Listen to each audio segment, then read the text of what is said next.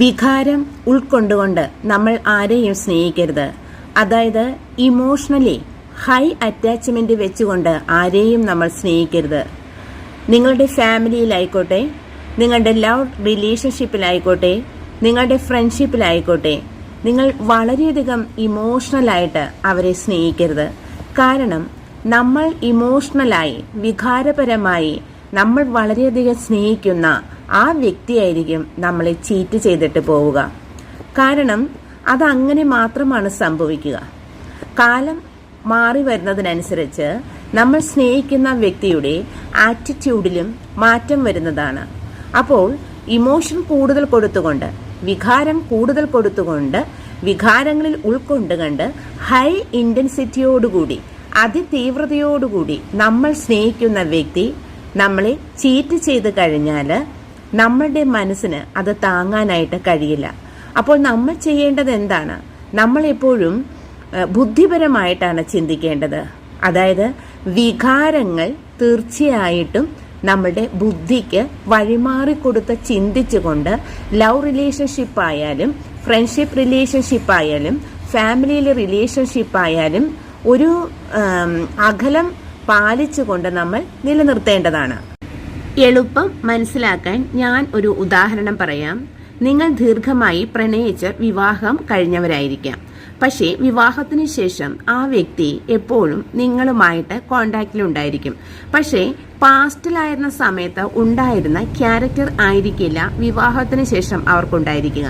കാരണം പാസ്റ്റിൽ അവർ ഒരു മാസ്ക് അണിഞ്ഞുകൊണ്ടാണ് നമ്മളോട് സംസാരിക്കുന്നത്. അവരുടെ റിയൽ സ്വഭാവമോ അവരെങ്ങനെയാണ് എന്നുള്ളത് ഒന്നും തന്നെ നമ്മളുടെ മുമ്പിൽ റിവീൽ ചെയ്യുവാൻ അവർ തയ്യാറായിരിക്കില്ല. പകരം ഒരു മാസ്ക് ഇട്ടുകൊണ്ടായിരിക്കും അവർ നിൽക്കുന്നത്. എന്നാൽ വിവാഹശേഷം അവർ അവരുടെ യഥാർത്ഥ സ്വഭാവം, റിയാലിറ്റി എന്താണെന്ന് നമ്മളോട് കാണിക്കുകയും ചെയ്യും.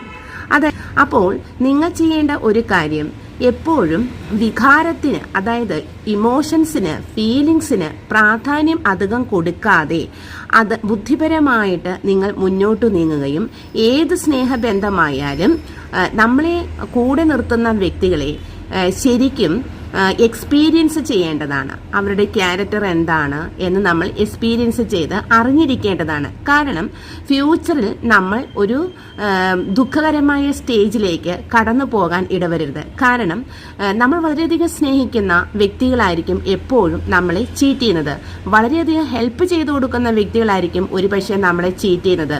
ഇതൊന്നും താങ്ങാൻ നമ്മുടെ മനസ്സിന് കഴിഞ്ഞെന്ന് വരില്ല. എത്ര ശ്രമിച്ചാലും അതിൽ നിന്ന് മുന്നോട്ട് പോവാൻ കഴിഞ്ഞെന്ന് വരില്ല. അത് മറന്നു കിട്ടാനും ബുദ്ധിമുട്ടാണ്.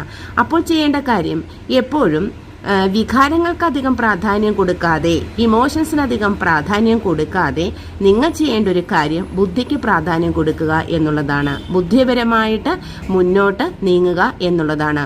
എല്ലാവരെയും നമ്മൾ സ്നേഹിക്കണം. നമ്മുടെ ഫാമിലിയിലായാലും ഫ്രണ്ട്ഷിപ്പിലായാലും എല്ലാവരെയും നമ്മൾ സ്നേഹിക്കണം. നമ്മുടെ സ്നേഹം അവർക്കെല്ലാം കൊടുക്കണം. പക്ഷെ അതിന് എപ്പോഴും ഒരു അകലം ഉണ്ടായിരിക്കേണ്ടതാണ്. പക്ഷെ പല ആളുകളും ഇതിൽ ഫെയിൽഡ് ആവുകയാണ് ചെയ്യുന്നത്. നമ്മളെ ഒരാൾ സ്നേഹിക്കുന്നുണ്ടെന്ന് കണ്ടാൽ ഫുൾ അറ്റാച്ച്മെന്റും കെയറും പ്രൊട്ടക്ഷനും അവർക്ക് കൊടുക്കുകയും അവരിൽ നിന്ന് അത് പൂർണ്ണമായും കിട്ടുന്നുണ്ട് എന്ന് നമ്മൾ അന്ധമായി വിശ്വസിക്കുകയും ചെയ്യും. അപ്പോഴാണ് നമ്മൾക്ക് പറ്റിയ അബദ്ധം നമ്മൾ മനസ്സിലാക്കുന്നത്. അപ്പോൾ എപ്പോഴും ചിന്തിക്കുക, വികാരത്തിന് പ്രാധാന്യം കൊടുക്കാതെ ബുദ്ധിപരമായി മുന്നോട്ട് കൊണ്ടുപോകുക. എൻ്റെ വീഡിയോ ഇഷ്ടപ്പെട്ടുവെങ്കിൽ നിങ്ങൾ ലൈക്ക് ചെയ്യുക, കമന്റ് ചെയ്യുക, ഷെയർ ചെയ്യുക.